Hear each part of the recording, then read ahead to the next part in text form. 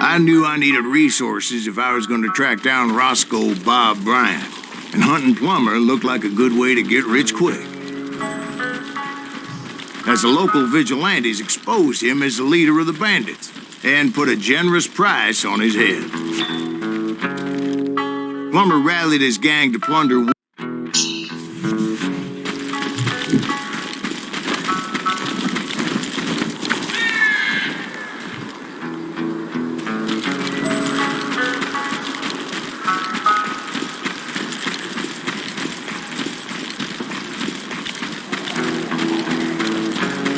Plummer rallied his gang to plunder one last gold mine before making their escape. And that's where I thought I'd find him. Goddamn barrels of gunpowder. Why would you be nervous? My late father pointed out to me more than once. You don't light up a cigar. God made men. Besides, Samuel George Colt up made there him on the equal. rocks with that rifle of his. Nothing gets past him.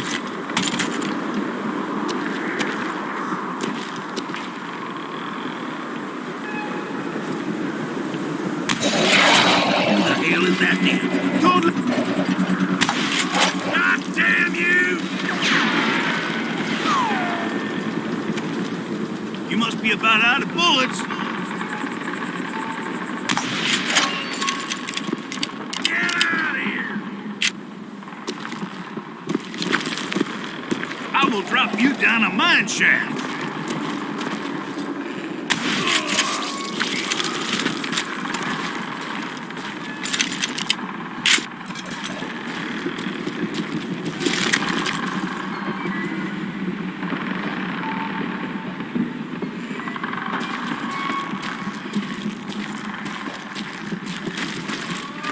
I knew that dynamite wasn't mine, so I decided the polite thing would be to return it. It was the biggest gold rush since Sutter's Mill in '48. Unfortunately, prospectors weren't the only ones drawn to those riches. There were thieves and killers, robbing travelers and hijacking gold shipments. Like those that ran with Plummer. Some were just regular folks I knew from town, drawn by greed and easy pickings. Charlie Crow, the blacksmith. James, who worked in the stable. Sam and Jeremiah Barber, the butcher's sons. Ordinary citizens who lived a double life. Stealing and thieving and murdering their neighbors.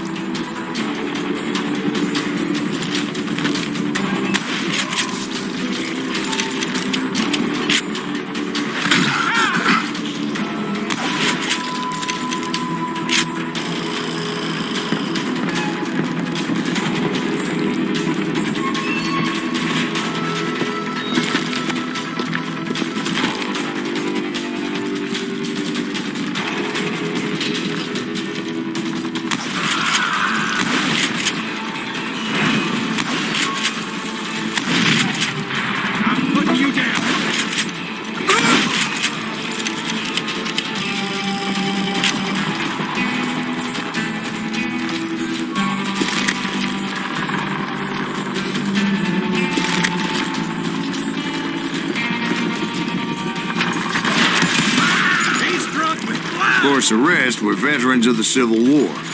Stone-cold killers trained on the bloody fields of Shiloh and Antietam.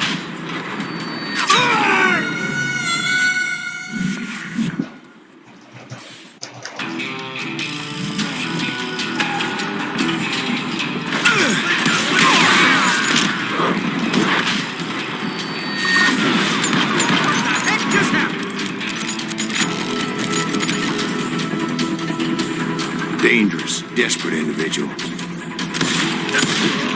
Plummer had a lot of men on his payroll. A hell of a lot. That son of a bitch pretended to protect the public with one hand while stealing them blind with the other. He set up a defensive perimeter which I had no idea how to breach.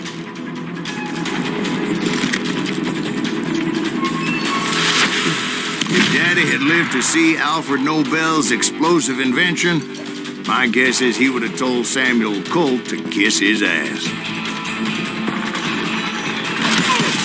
I was outnumbered and in way over my head, but I was too damn stubborn and stupid to realize it. They must have thought I was touched, or had some kind of death wish. I thought I was some kind of hero.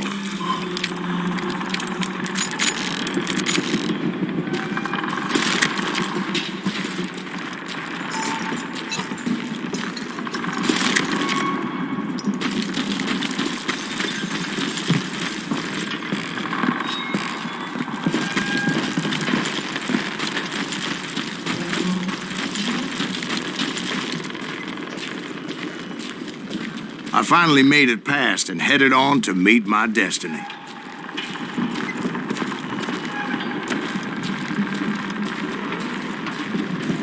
But first, I had something I needed to figure out. I had a few ideas on how to get into that mine, but once I made my decision, I knew there was no turning back. So my first thought was to enter the nearest mine portal. I saw an entrance. Made sense. It was the quickest way in, but that also made it more dangerous, as there would undoubtedly be enemy pickets posted along the way. Get out of here, you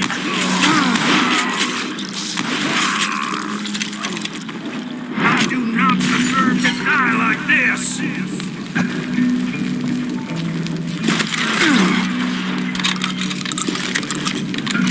You must be about out of bullets.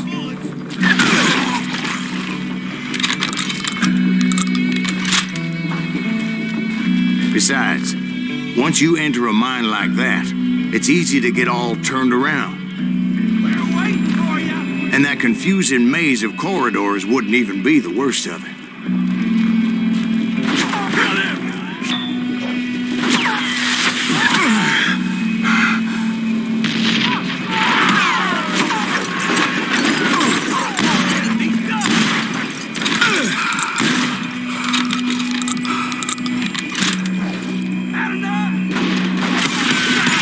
Some of those shafts could be as deep as hell.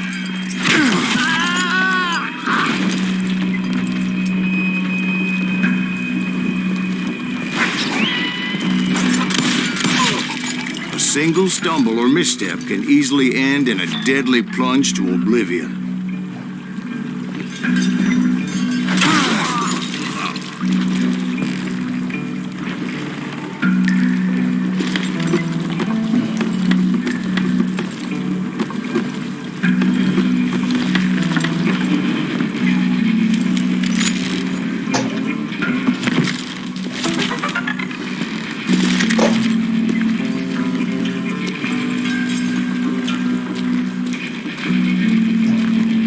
Quick reflexes often make up for a lack of common sense.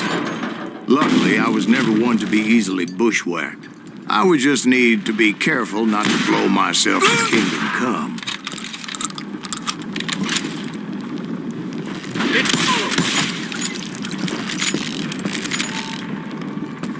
Surprise! With all that gunpowder and dynamite everywhere, a body has to know what he's shooting at. Down a mine shaft. All it takes is one tiny spark, and boom. Take that asshole out! Had enough?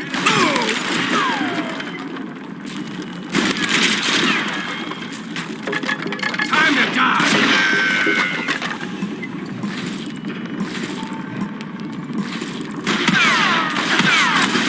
Okay, now you're really pissed.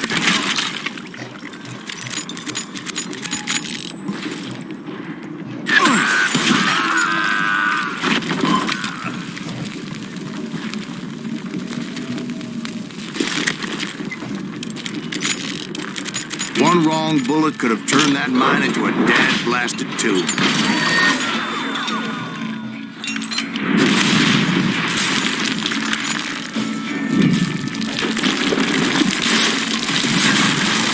I freely admit that my plan of attack was not just moronic, but clearly insane.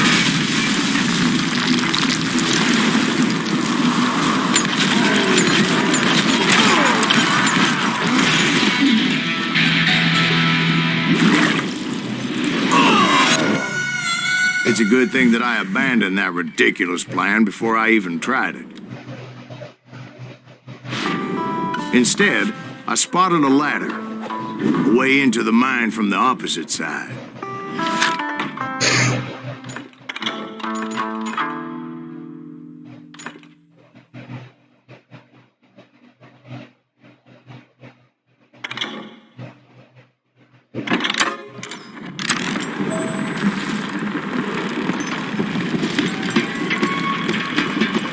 It was a long way around, but that approach seemed more sensible at the time.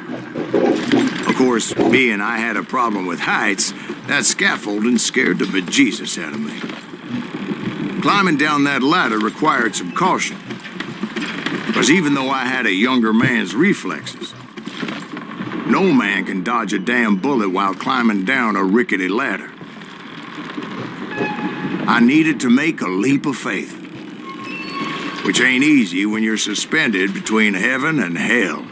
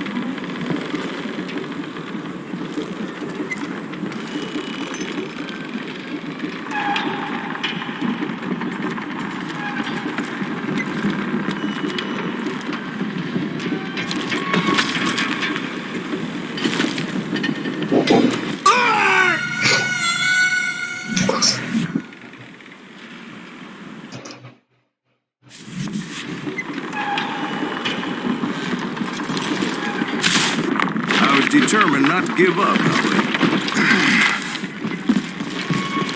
That Sheriff Plummer seemed quite the despicable character. When the vigilantes discovered what the sheriff was up to, people were outraged. That 10,000 they put on his head would go a long way to helping me find old Bob.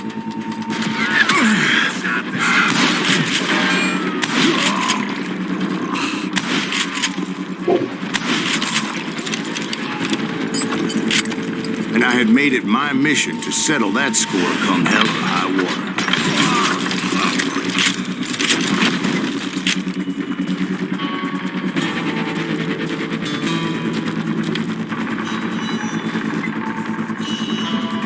But first, I would have to make a choice. Take the elevator or climb the ladder.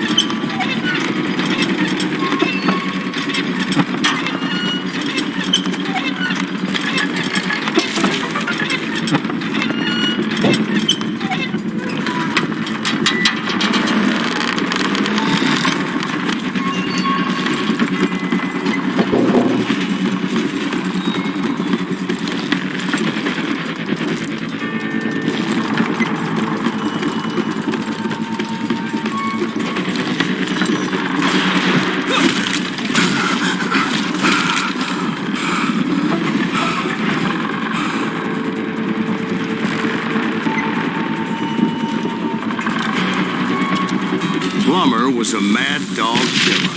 And the people of Nevada City deserved better. Nevada City? Well, I thought Plummer met his maker in Bannock, Montana. Right, well, he was the sheriff of both places at one time or another, but that's neither here nor there. Time to blow your shit.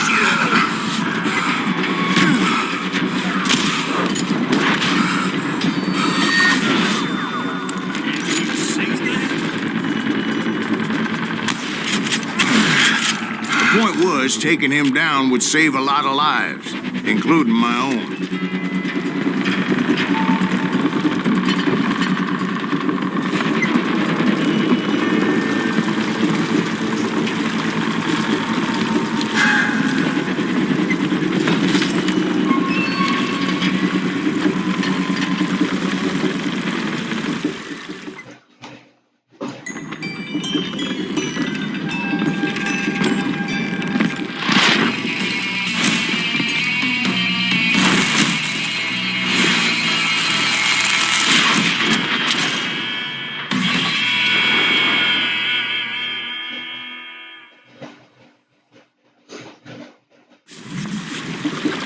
They're gonna bury you! Well, in a million years, it's getting worse and worse for you, ain't it? Henry Plummer was clearly unhinged, and I could see right away that this was going to take some doing.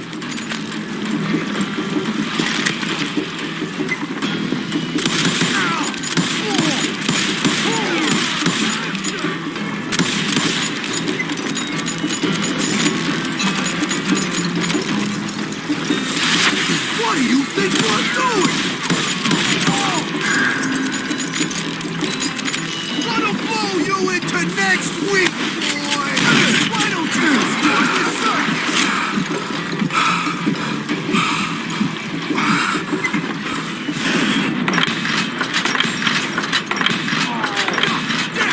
I need some help here! Come on, boys! Take this cocksucker out!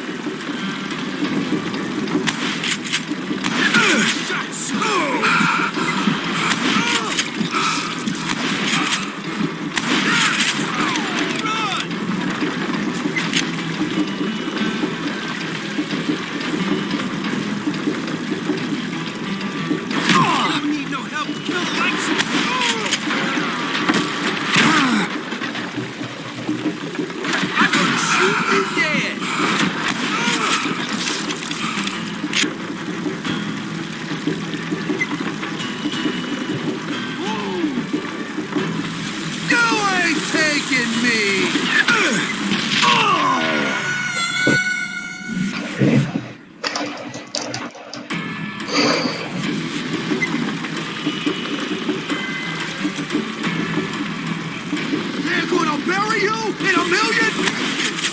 No blood money for you today. Gonna blow you into next week, boy.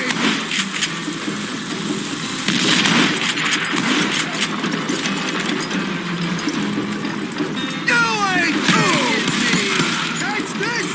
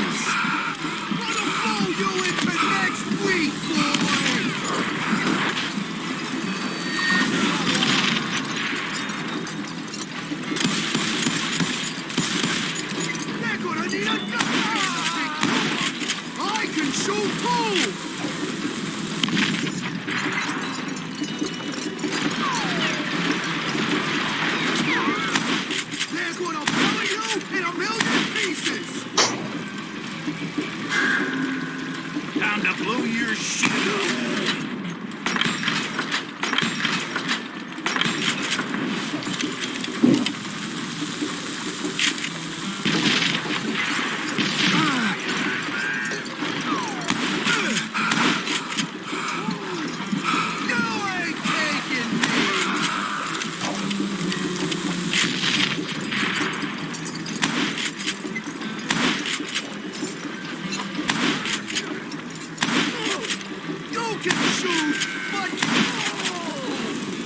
So that's how Henry Plummer died.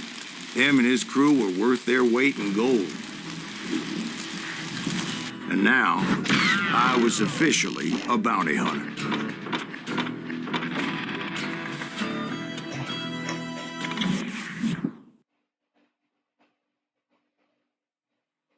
So, did you finally go after that Bob feller?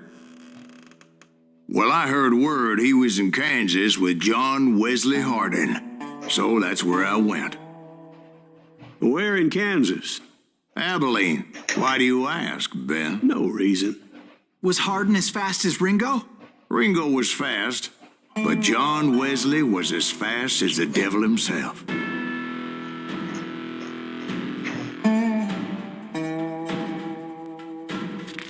Hell, he killed his first man at 15. From that day forward, he had a price on his head and wouldn't back down for nobody, not even Wild Bill Hickok himself.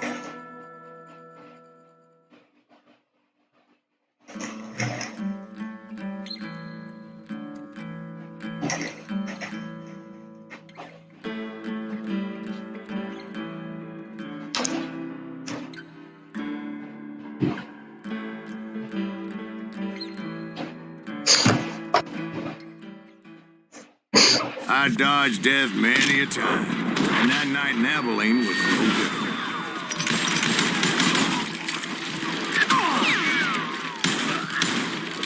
I was there with the intention of finding that bastard Bob and collecting the bounty on John Wesley.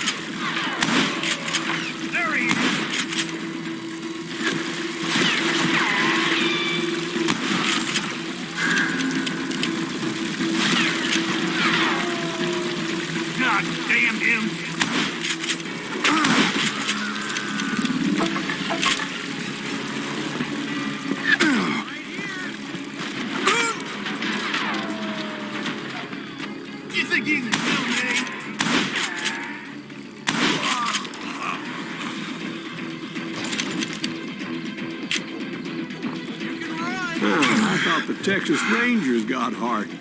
Yeah, that's what they want you to believe. God!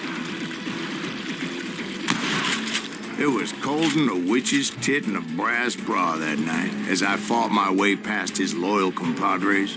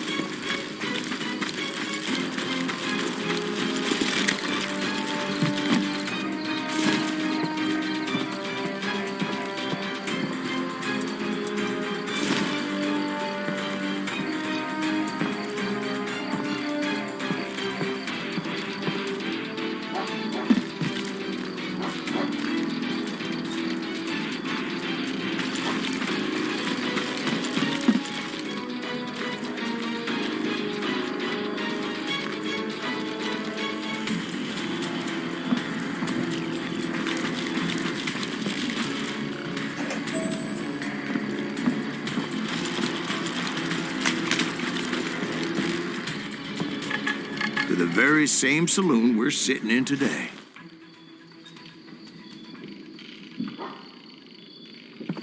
Look around and imagine this place painted in blood. Hardin was waiting for me.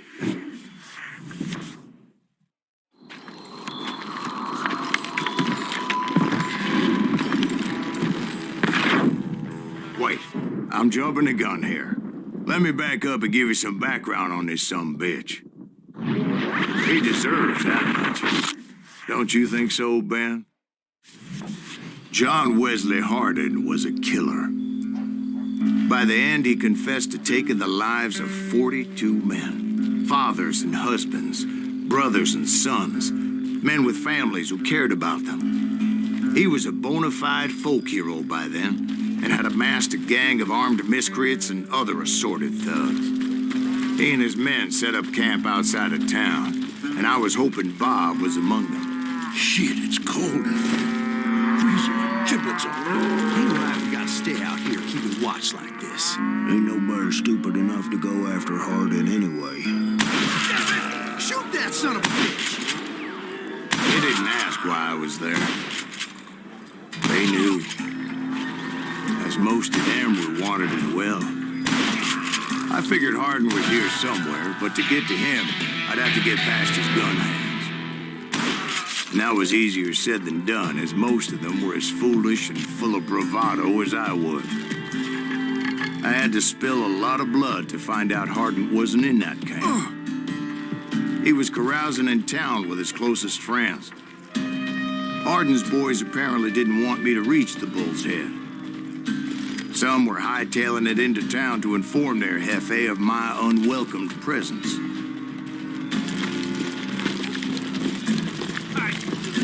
Son of a bitch.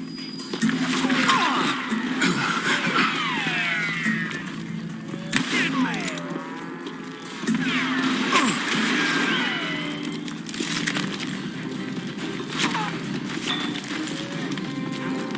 Can't believe you keep missing.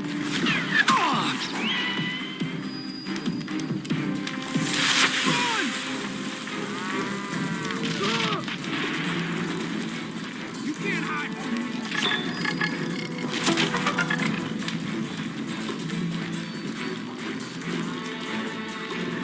Show him how to die.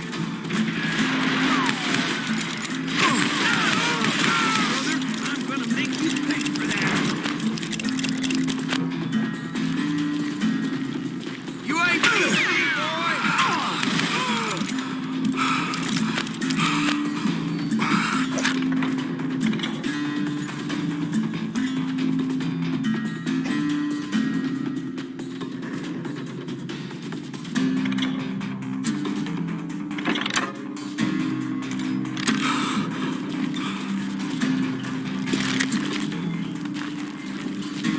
Tell Hardin someone's coming for him. Stop that son bitch! Let the boys know we got another law dog.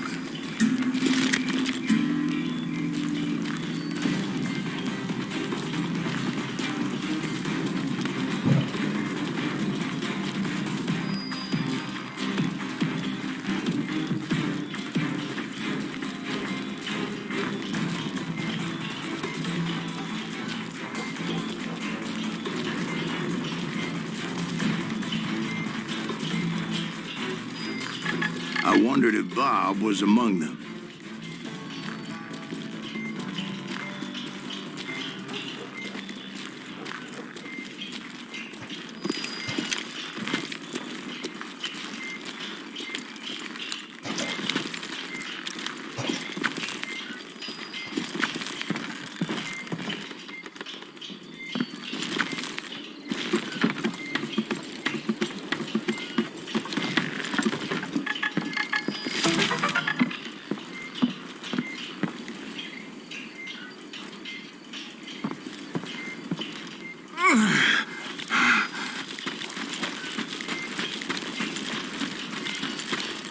And I steeled myself for the fight ahead.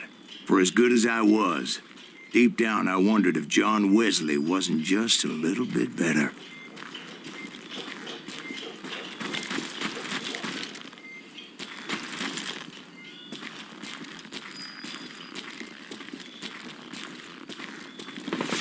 Before I could test my mettle against Hardin, however, I would first need to dispatch his cadre of hired killers.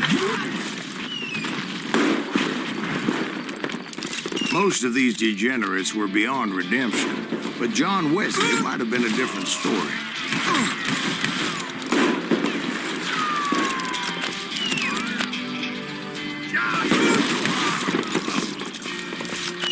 I didn't learn until later that that night was in fact his birthday celebration.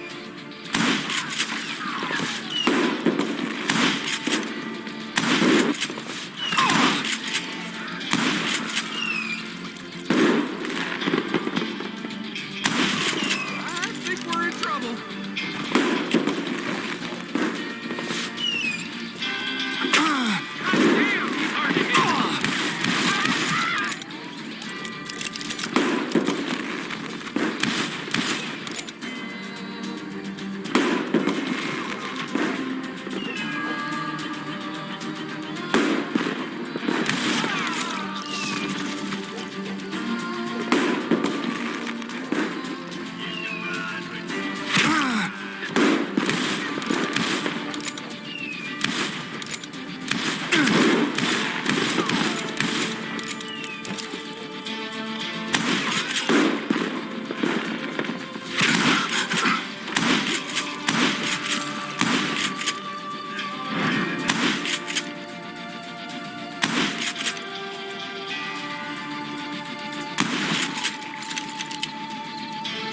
I think I already mentioned that I found Hardin in this very saloon.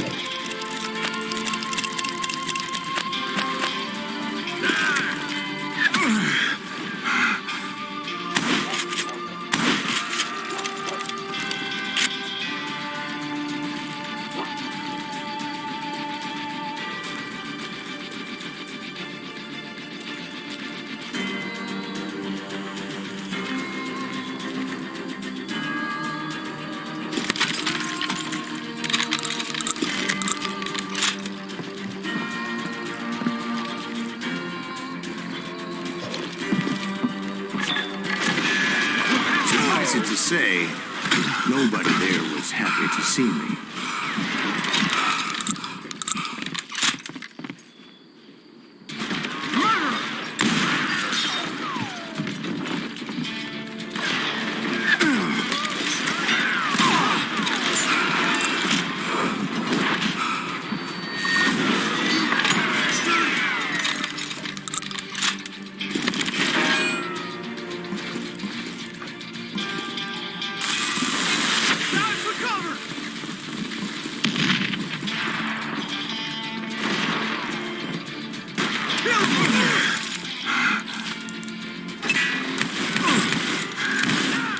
It's crazier than a shithouse rat.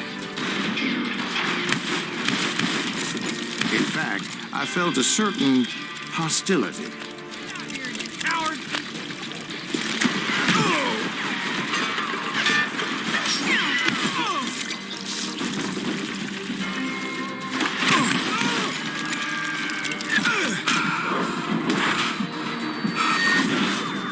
Did he just dodge a dead?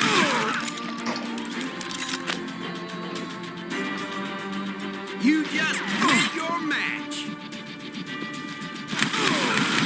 I was disappointed that neither Bob nor John Wesley were among the dead.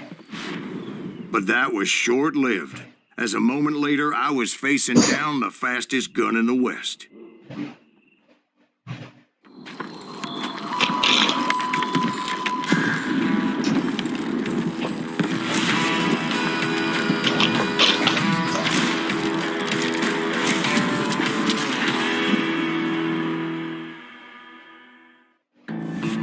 I felt a bolt of adrenaline, or maybe that was fear. He was well known for his tricks, and I knew I'd need my own if I was ever to defeat him.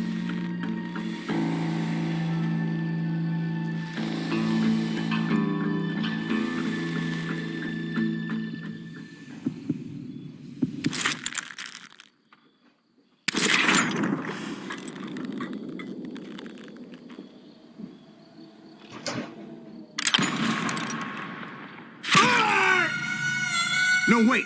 He didn't hit me then. I'm sure of it.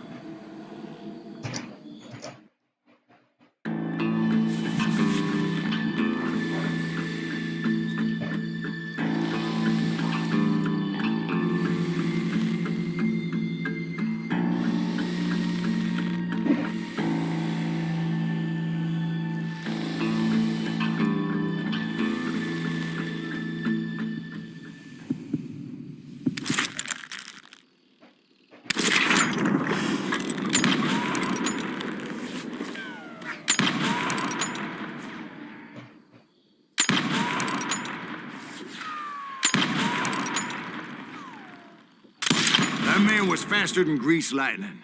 But being inebriated as he was, he didn't count his shots. And now, he was at my mercy.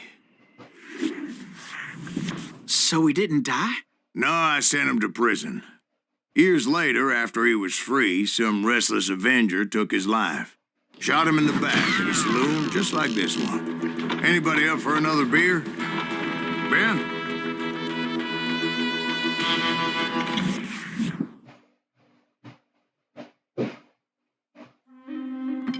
Thank you, darling. Yeah, some say revenge is a dish best served cold. So whatever happened to that Bob guy you were after? Personally, I'd like to hear some of your other adventures. Like, I don't know, did you ever go toe-to-toe with a red man?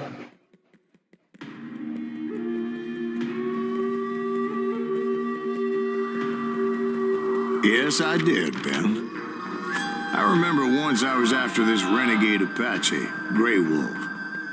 Strangely enough, revenge was also his primary motivation.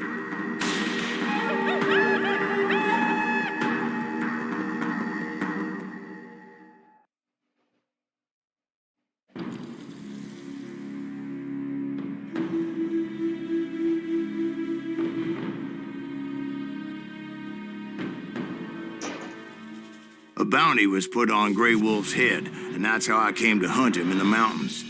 Mountains so high they tickled the nether regions of heaven.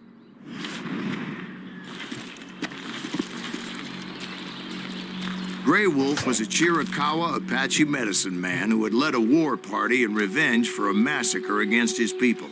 The U.S. Army had attacked his tribe during his daughter's sacred sunrise ceremony, and the slaughter was unspeakable. I understood his anger, as there's nothing more traumatic than seeing those you love die in a cruel and painful death. Right from the beginning, I couldn't shake the feeling that Grey Wolf was watching my every move.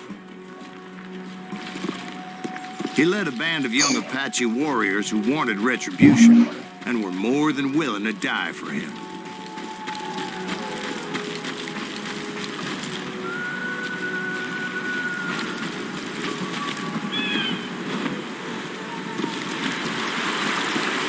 They saw me before I saw them.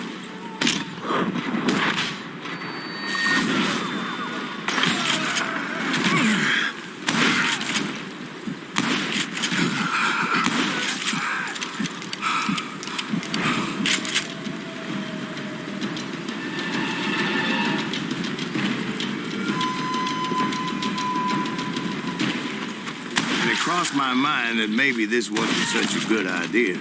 But now that the shooting had started, there was no backing down.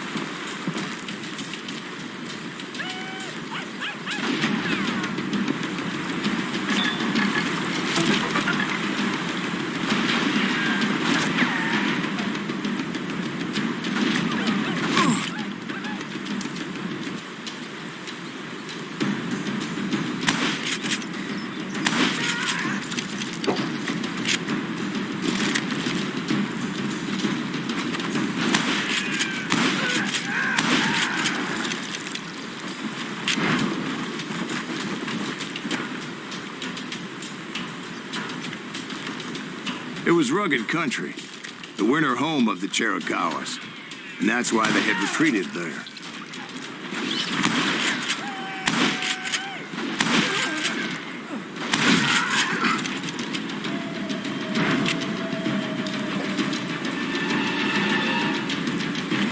I admit to having some regrets about going after them the way I did. But then again, I got a lot of those.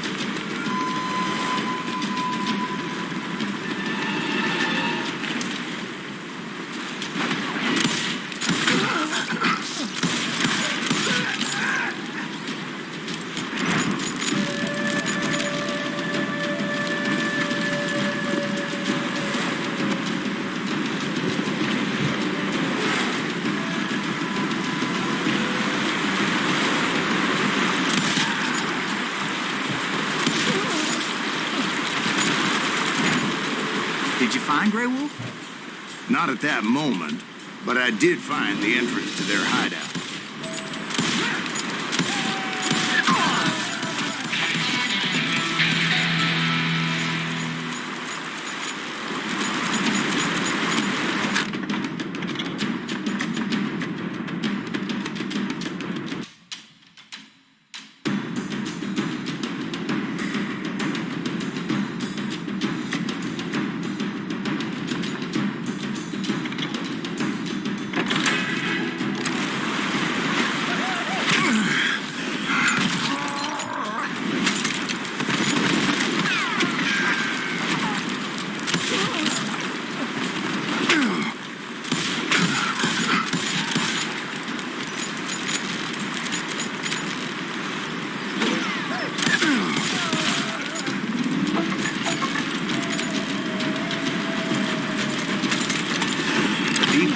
That led to a deeper cave.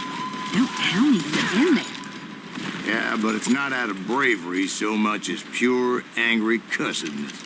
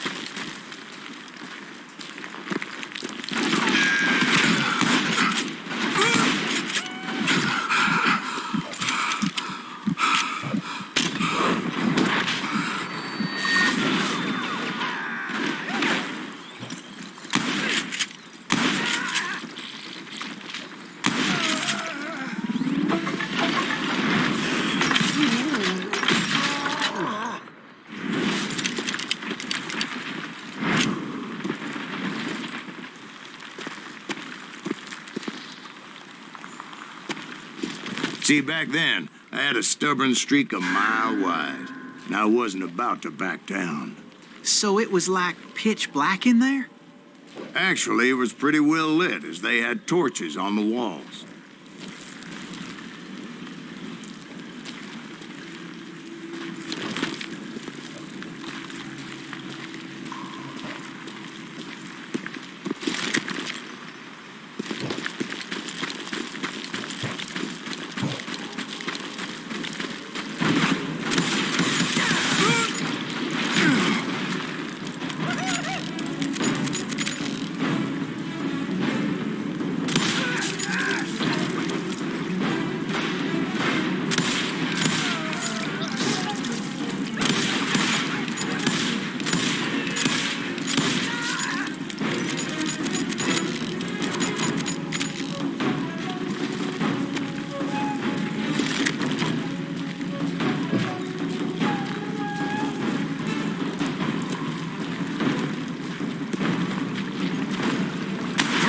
was his cave? Big as hell, Ben. Chiricahua had hid out there during the Indian Wars.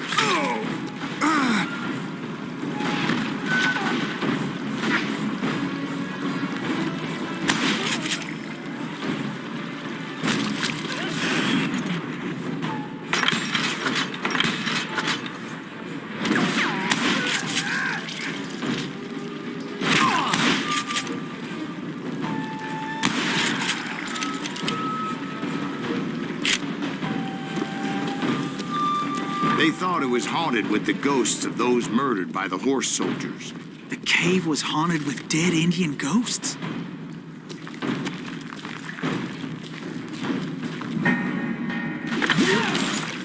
To be honest, I was more concerned with the live ones than the dead ones.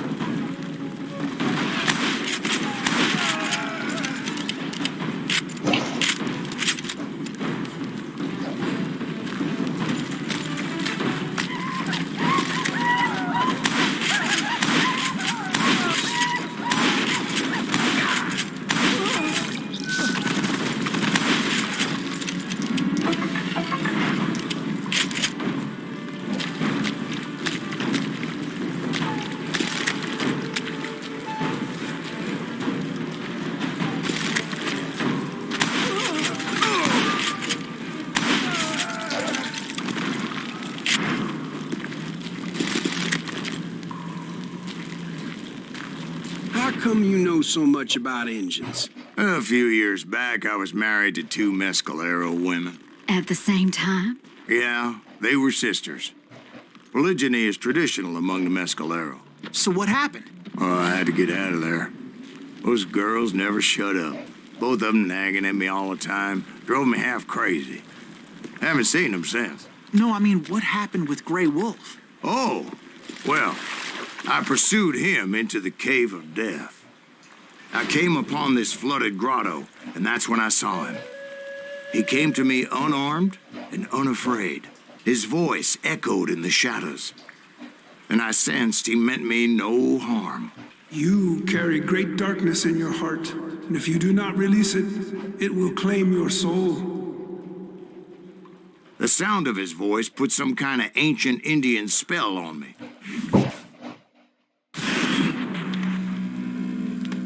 As his story unfolded in my mind, You will come to this place again and kill many more men, and the darkness will grow until it consumes everything that you are.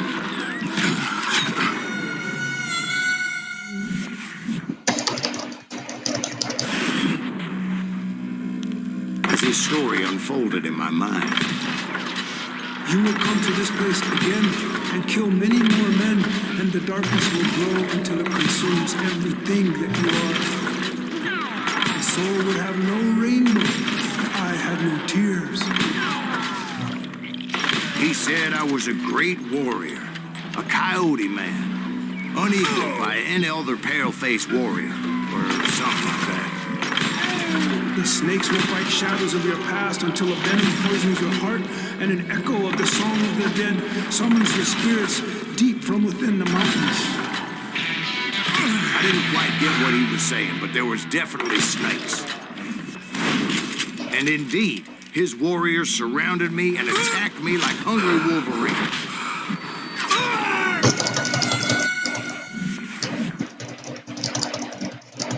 And indeed, his warriors surrounded me and attacked me like hungry wolverines.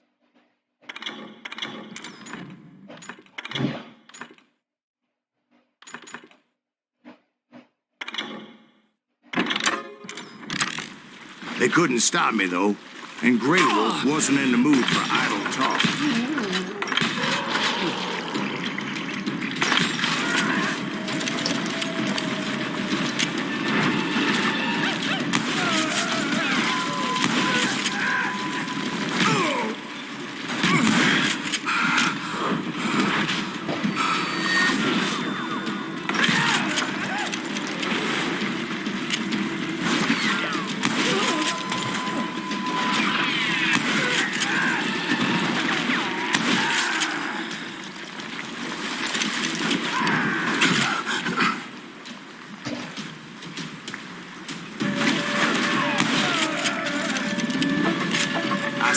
couldn't see any way out of this trap. But suddenly, one just appeared, kind of like a miracle.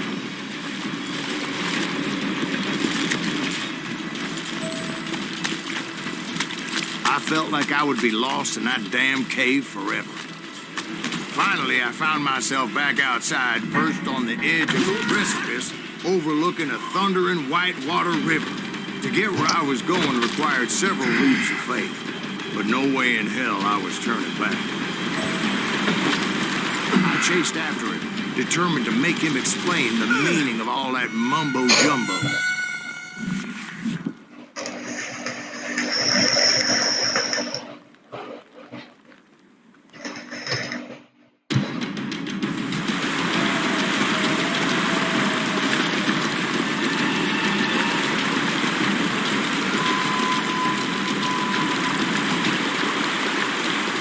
There were dozens of Apache warriors aiming at me from on high.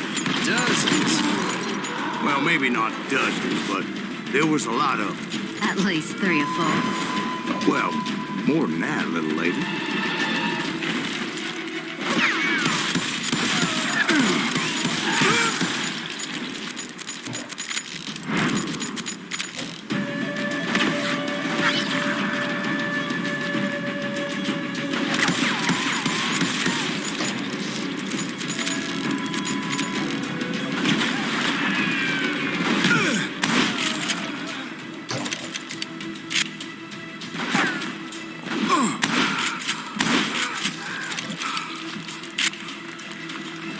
I had a steep climb up creek ahead of me and scrambled up those rocks like a mountain goat. I was determined to locate Grey Wolf and find out exactly what the hell he was trying to tell me.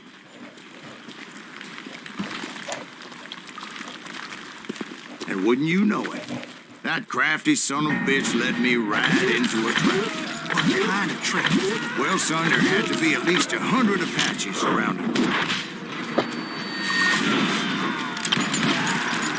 100? God be my witness. Oh, come on. Who are you kidding? Hey, I believe you. Come on, tell us how it ended. All right, but I'm not gonna drag this out. Where were we? You were surrounded by 100 Apache warriors. Well, I didn't take the time to count them exactly, but there were a lot of them. Yeah.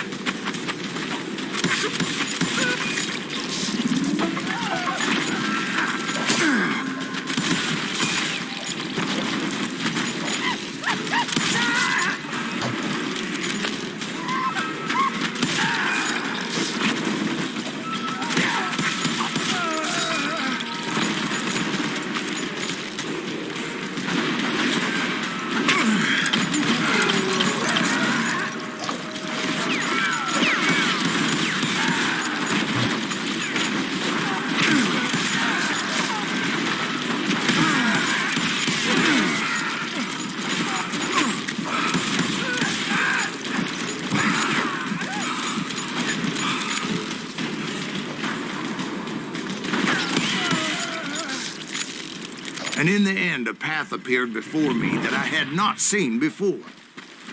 I followed it as I desperately needed to find out what Grey Wolf was trying to tell me. But it was like that son of a bitch disappeared into thin air.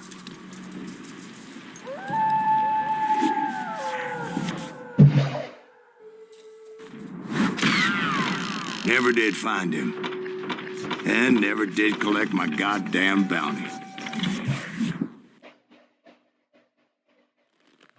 Thank you, darling. It's interesting how the truth can sometimes seem might malleable, depending upon your point of view. Like how those dime novels make you out to be something you're not? Jack, don't be starting trouble. No, he's right. They do tend to exaggerate. Did they exaggerate your part in taking down the Daltons?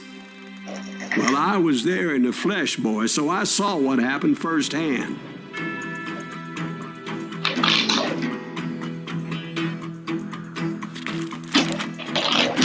Those Daltons were lawmen once, before they all went bad, robbing banks and trains clear across the territory. Until Coffeeville, of course. I was one of the citizens who took up arms that day. fighting on the side of right? I did my best, sir. We all did.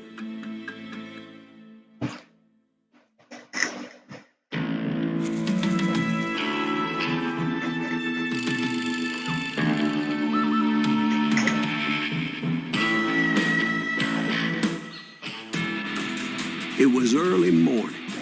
One of my friends was a local gunsmith, and he handed out firearms to anybody who'd take one. You see, the Daltons got it in their heads to rob two banks at the same time. Two banks on the same damn street. Story was Bob Dalton's girl was always writing him about how he had no ambition. Oh, you're nobody next to Jesse James, she'd say. Finally, the bastard took his brothers to Coffeyville just to shut her up. Well, the locals recognized the Daltons right off. Before they could get away, half the town took up arms to defend their property. Their first mistake was pulling a job in their own damn hometown. The boys grew up in Coffeyville, so everybody knew them. The bank teller tricked them, telling them the time lock on the safe wouldn't open till 9:30. He got us a hero. Put some holes in him.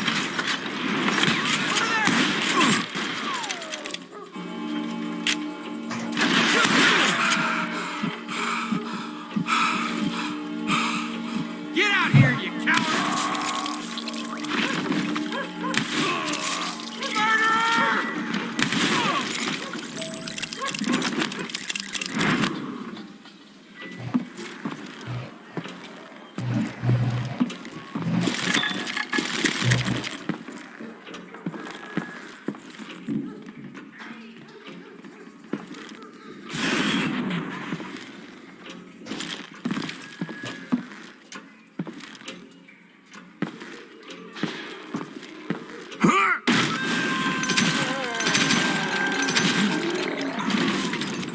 The brothers paid dearly for their stupidity, but everybody knows they had it coming. There's more to it than that. I read all about that day, so I know for a fact that it went down very differently. First of all, it was high noon. A posse of U.S. deputy marshals were on the rooftop across the street. Get ready, boys. They're gonna make a move. The lawmen had been tracking the Daltons for months. Now they finally had them dead to rights. Among them was a bounty hunter feared by many a lawbreaker. This man had no intention of letting the Daltons slip away. The marshals tried to get the Daltons to surrender. They'll give up eventually. We just gotta wait this bitch down. This bounty hunter knew that the brothers were far too proud to ever lay down their guns.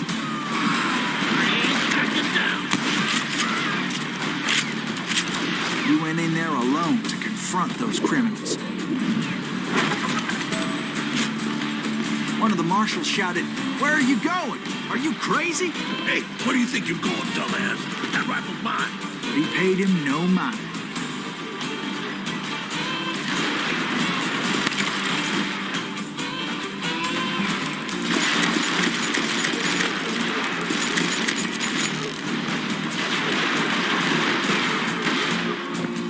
He saw a way to get around to the back of the bank.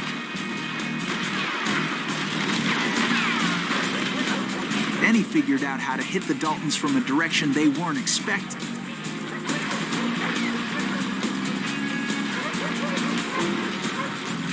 From above.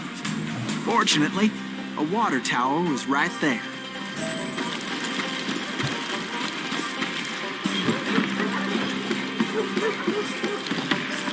A moment later, he was climbing up a steep ladder, laughing at danger as he did.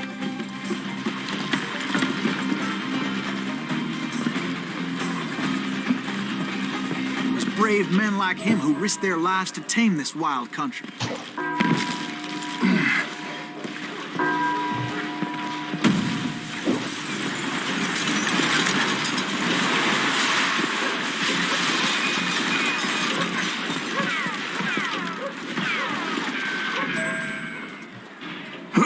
We've got company.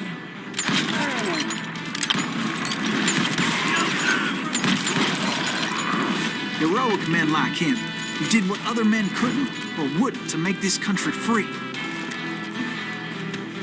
Jim Bowie, Davy Crockett, who died defending the Alamo. Is that Silas Greaves? Son of a bitch! One sorry son of a bitch!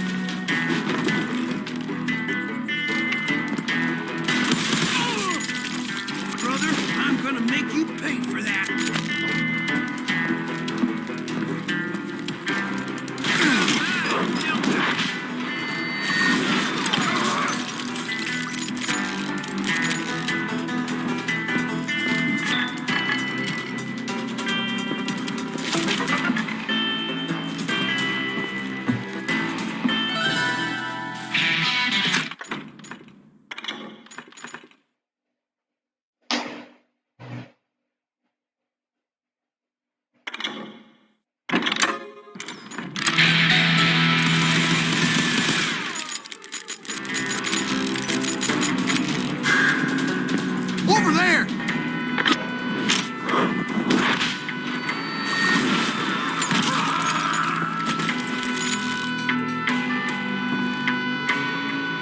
That's Silas Greaves! What the hell? Blam! He came away victorious, taking down those thieving Daltons.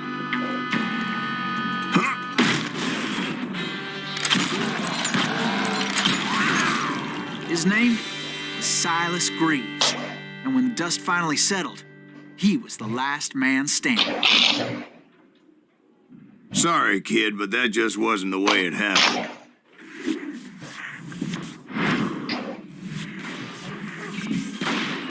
It was early evening, not high noon.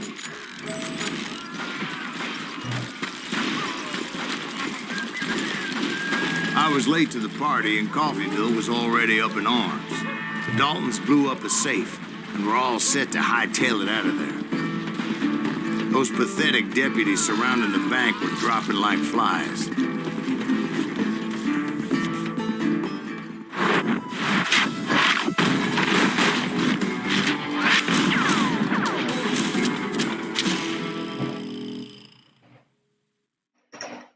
I'd been tracking those jokers for months, waiting for them to do something reckless. In for the kill. And finally, they did.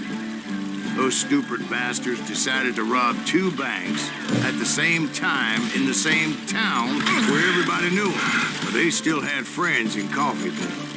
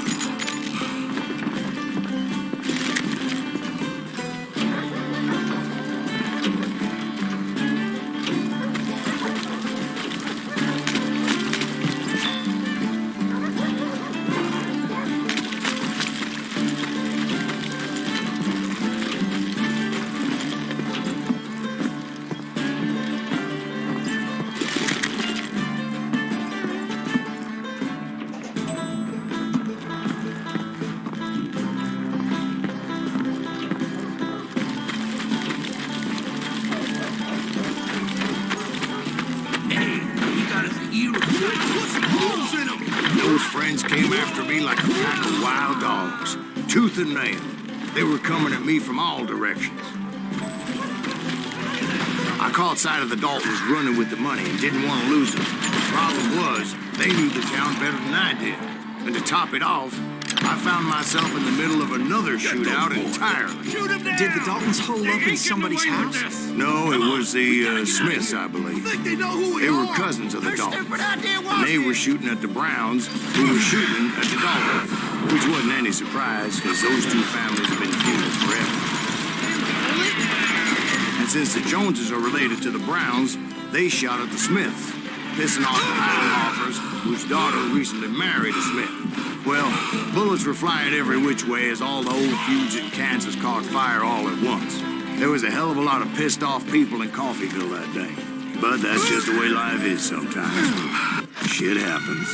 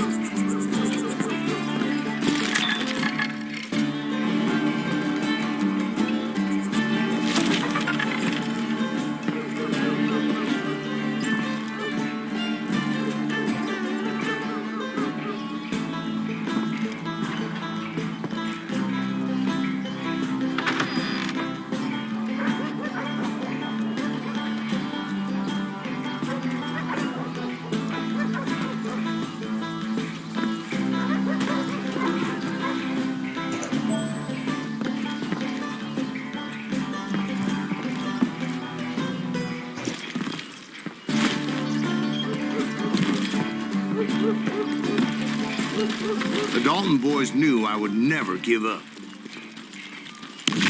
Those Daltons weren't the sharpest knives in the drawer, but they always stood together. They set a trap to slow me down and allow at least two of them to escape. The third brother stayed behind to plant me, just in case that trap of theirs didn't work.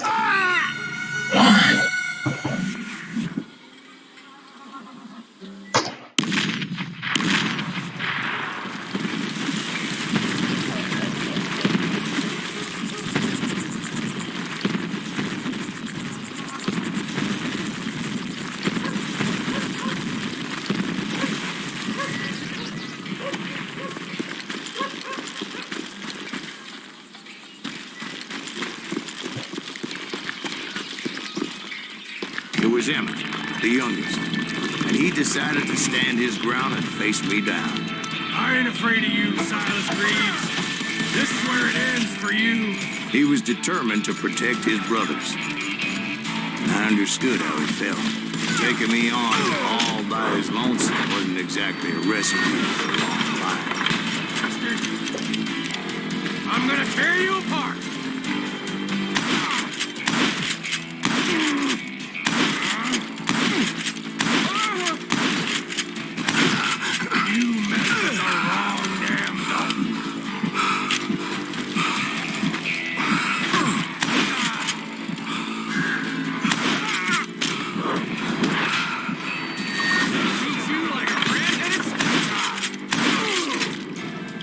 But Emmett Dalton survived the robbery in Coffeyville. He's the only Dalton who did. They say he was shot 23 times. Well, Dwight, who do you think put all those damn holes in him?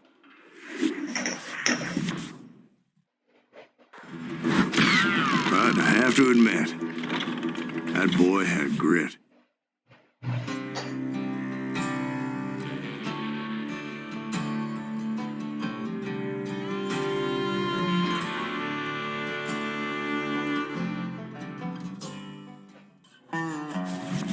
We'll get those suckers. It took me a couple of days to track the Daltons down.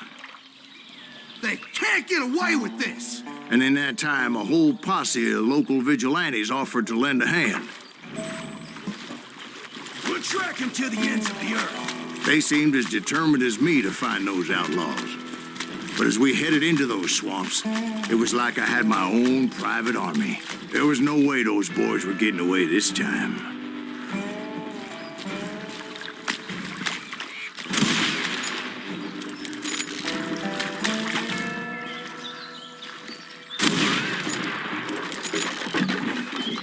was early fall, right?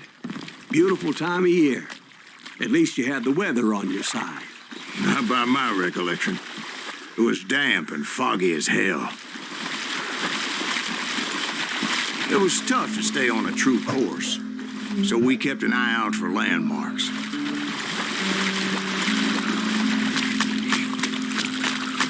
It was autumn. The maple trees were in full color, red as blood.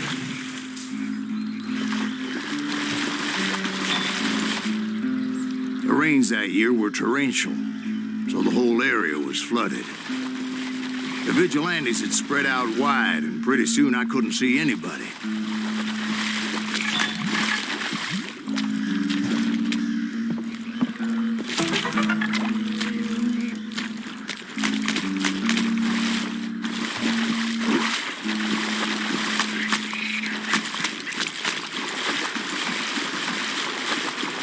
Bury them in the swamp. Let them where they stand. Except for some bitches ahead of me wanting to do me harm. So I had to face them alone. I wondered why my compatriots didn't come running when they heard the shots.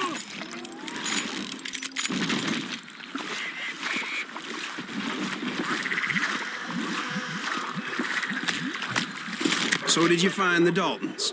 Not yet, but I did have the questionable pleasure of meeting a few of their friends.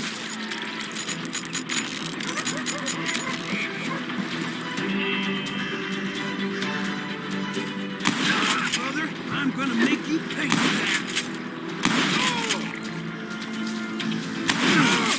Yeah, you know you can't keep me.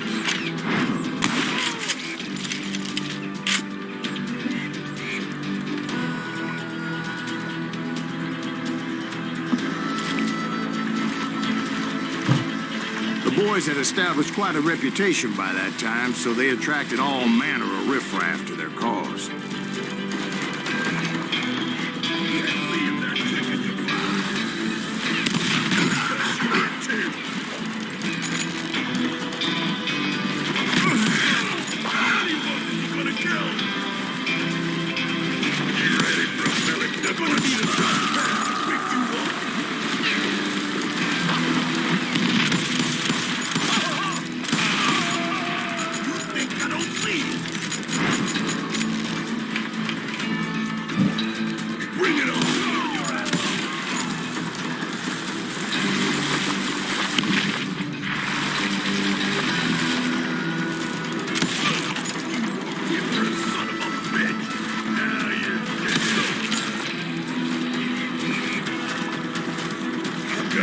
Point being, I was under serious attack, and my reinforcements was nowhere to be seen.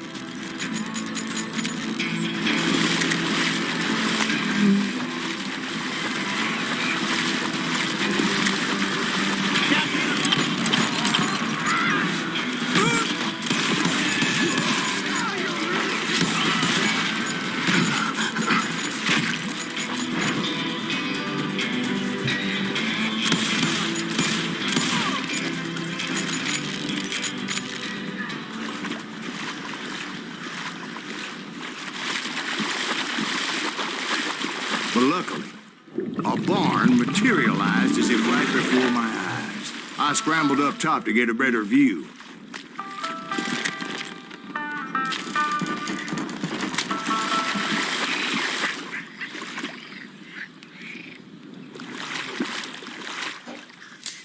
But just ended up falling inside. So, how did you get out? The barn doors was open. About right then, I saw some suspicious characters running for the bushes. Of course, I followed them. But that goddamn swamp was like a goddamn maze, and pretty soon I had no goddamn idea where I was. Steve? So I just started walking, and pretty soon...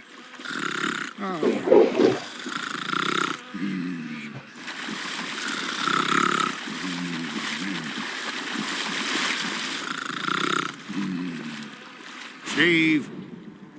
Steve? Huh? Oh, no, I'm listening. Indians surrounded me from all sides.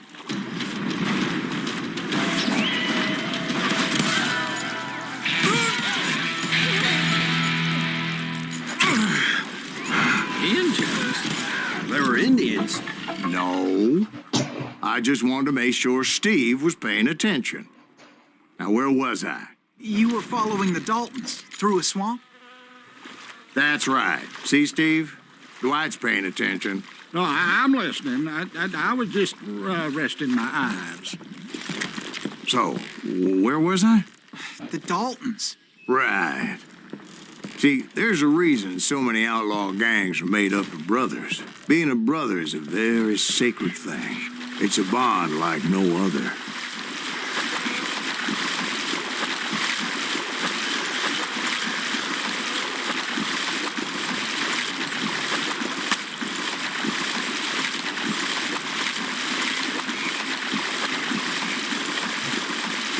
Bounty hunters! Stop that, so bitch! There he is! So did you ever find the damn Daltons? Not yet, but I did find a few of their cousins. Kansans breed like rabbits. More Smiths or Heimhoffers or who knows what.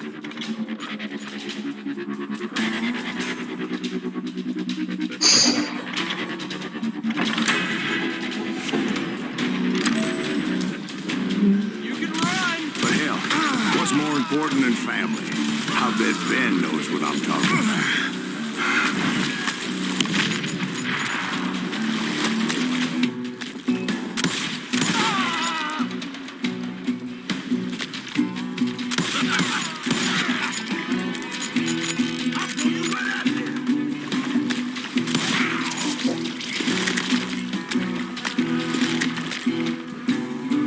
Kill that goddamn bounty hunter!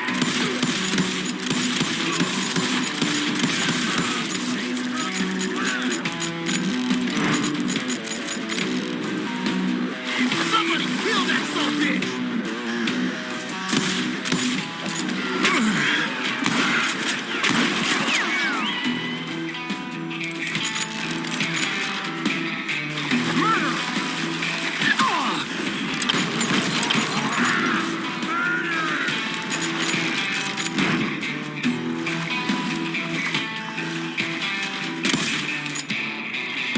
You're dead!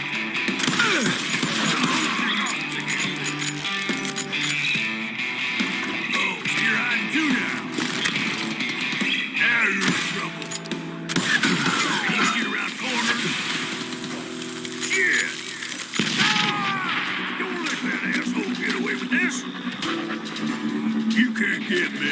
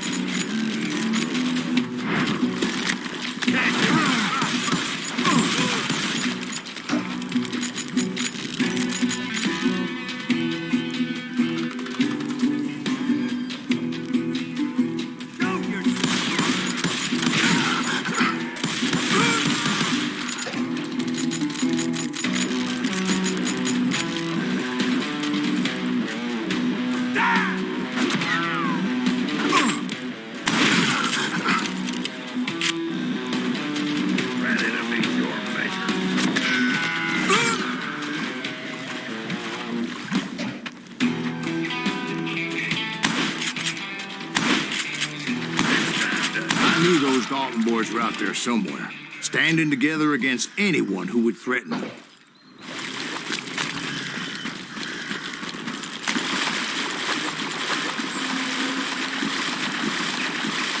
And that's when I saw it. A goddamn steamboat. A steamboat in a swamp? Yeah, Steve, but this wasn't much more than a wreck, really. But how'd a damn steamboat end up in the swamps?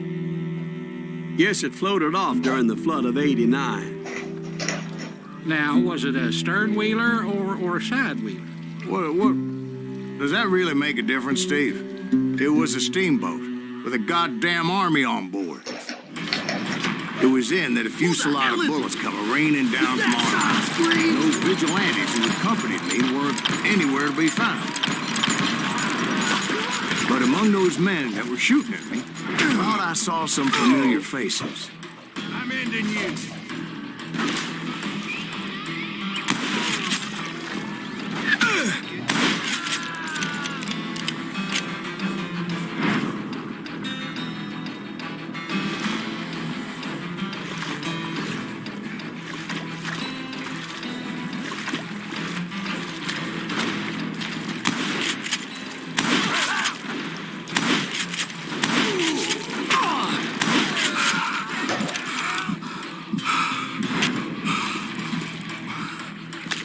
That's it for you!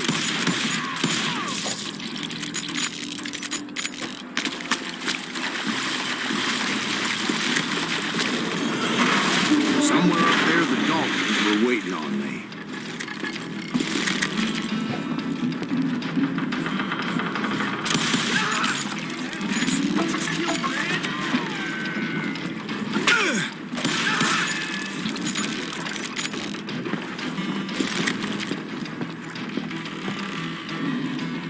Sounds like you don't give up too easy. That's the kind of man I am, Ben. I set out to do something. I do it. Surrender just ain't in my nature. Plus, I'm stubborn as hell.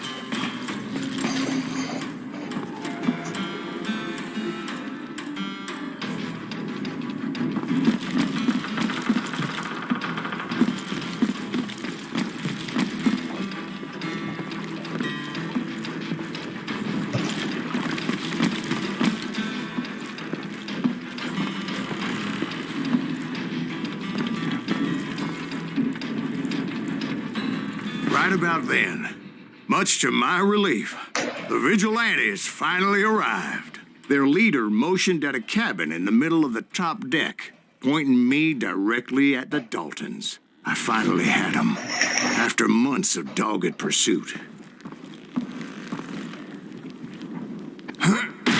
But it turned out that they had me. Take him out! I'm sending you to hell!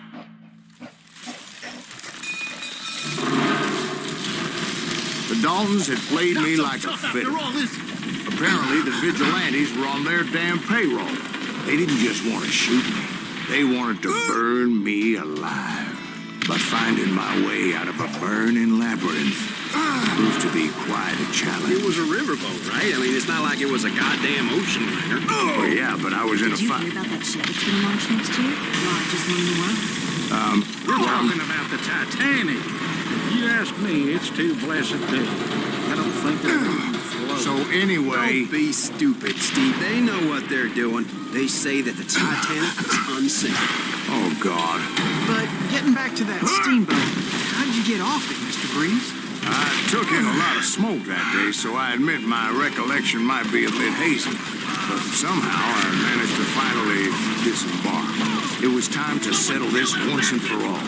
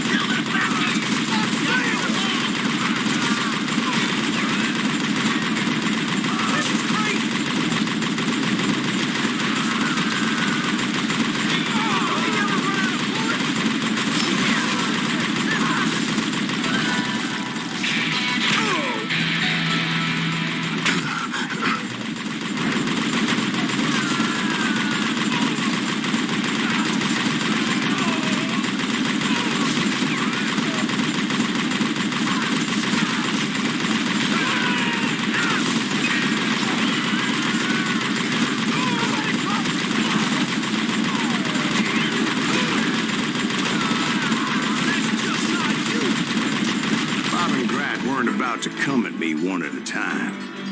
They were in this together. Two brothers side by side, determined to take me down. Confident that this time the odds were on their side.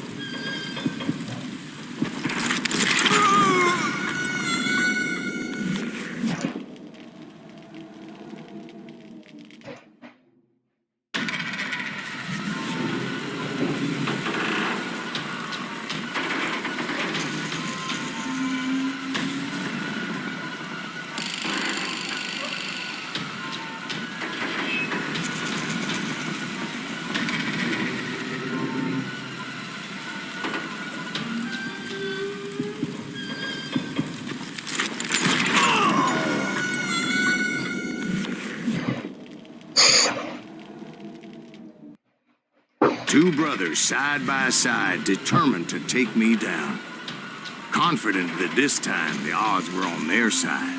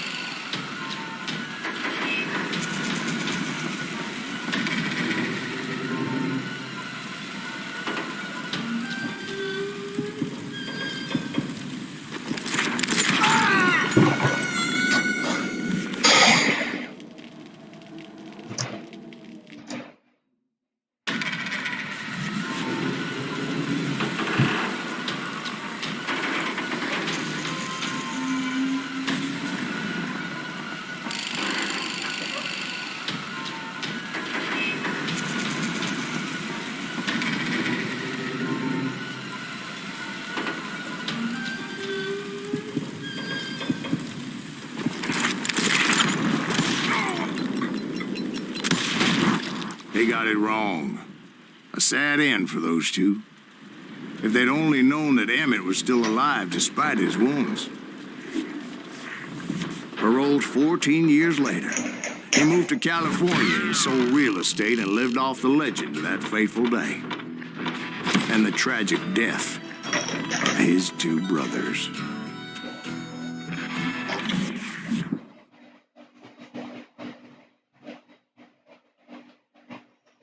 My own brothers died tragically as well, truth be told.